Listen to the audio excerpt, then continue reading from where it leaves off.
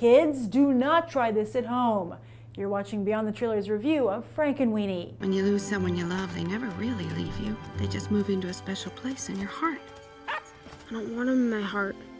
I want him here with me. If we could bring him back, we would.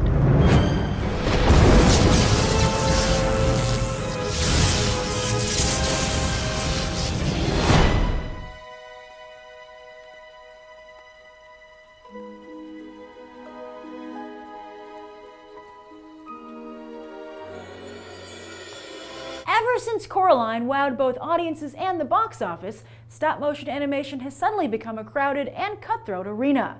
This will be the third major stop-motion animated film of 2012 after The Pirates Band of Misfits and Paranorman, and we're talking about a genre that only has 16 movies to its name, total.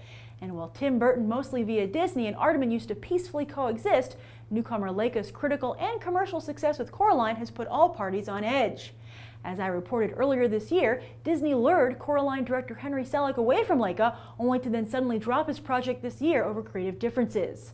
Then dramatically it looked like Leica would step in and save his flick Shademaker, only for them to then decide at the last moment, and very publicly, that they would not. Ooh, burn. And now Leica and Disney are competing for your Halloween dollars with Paranorman and Frankenweenie. The former has been a solid success for Leica, yet not on the level of Coraline. On the other hand, though, Frankenweenie is expected to open better than Paranorman and on par with Coraline, perhaps on the strength of Burton's name. After all, Burton is synonymous with the most famous stop-motion animated film of all time, The Nightmare Before Christmas. And cleverly, AMC theaters pair the two for a special midnight double feature. Further adding to Frankenweenie's prestige is that it will also play in IMAX, so this girl's eyes can look even bigger and creepier. And speaking of name recognition, Frankenweenie has a bit of that itself, as it's a remake of Burton's 1984 short film, his first live-action work. Interestingly, Disney was so disturbed by the original film that they fired Burton and shelved it. Of course, Burton went on to become a named director at Warner Brothers, so Disney made nice and brought him back into the fold with Nightmare. They eventually released Frankenweenie on home video and later as an extra on the Nightmare DVD. And now it's its own movie. But I don't know, I think Disney's initial instincts on Frankenweenie might have been correct. Kids digging up and playing with the corpses of their pets?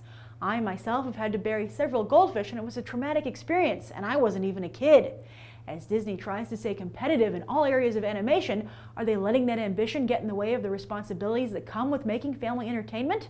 And is Burton still the king of stop-motion animation? Let's go find out. So we're getting a lot of Halloween movies this year, right? We've had Paranorman, Hotel Transylvania, now Frankenweenie. How many of those did you see? I saw Paranorman. Yeah, which is the better movie? I think I like Paranorman better. Oh, really? Which one did you like better? Frankenweenie. Oh, really? How about you? I liked Frankenweenie also better. This one is, yeah. Oh, really? How is it better than Paranorman? Well, if you like a lot of the history of horror film, there's a lot of layers in this movie.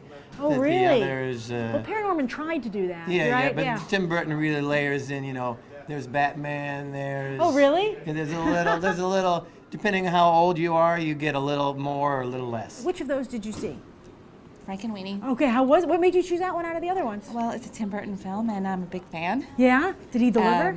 Oh, he did. It was a quaint movie, and it's cute, and it's really great. I mean, really, Tim Burton really does it well. It just seemed a bit short. Like, it felt like it could have been elaborated a bit, but it's stop motion. It takes a long time to make, so They're like, that's enough. Yeah. I felt like, even though this was kind of a dark film, I felt like this was more suitable for an overall audience. Oh, I see. It's a learning experience. He teaches the kids to explore and to learn about science, and the idea of stealing ideas or whatever is wrong, and good and evil, etc. It's dark, but it brings a tear to your eye, and it's for the younger or the older. Oh, yeah? Yeah. Does it remind you of any pets? Do you have any pets that you want to bring back? I did have beagles when I was a kid, Yeah? so yeah, I did have a dog. I'm a dog guy. What would you say to parents out there who might feel it's a little bit touchy, the subject matter, with dealing with pets and everything?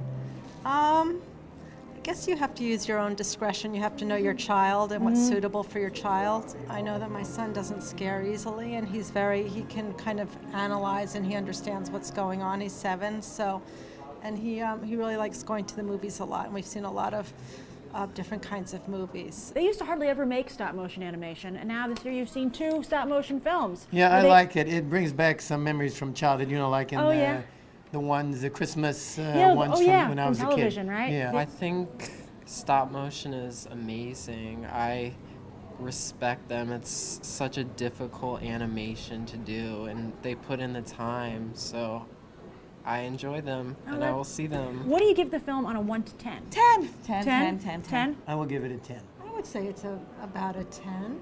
What did you give it on a 1 to 10? 10. I would probably give it about a 7. All hail the king, as Tim Burton still clearly rules stop-motion animation, with audiences overall giving Frankenweenie a 9.5. I'm Grace Randolph reporting from AMC Empire 25, and I hope we'll go beyond the trailer for these other top movies.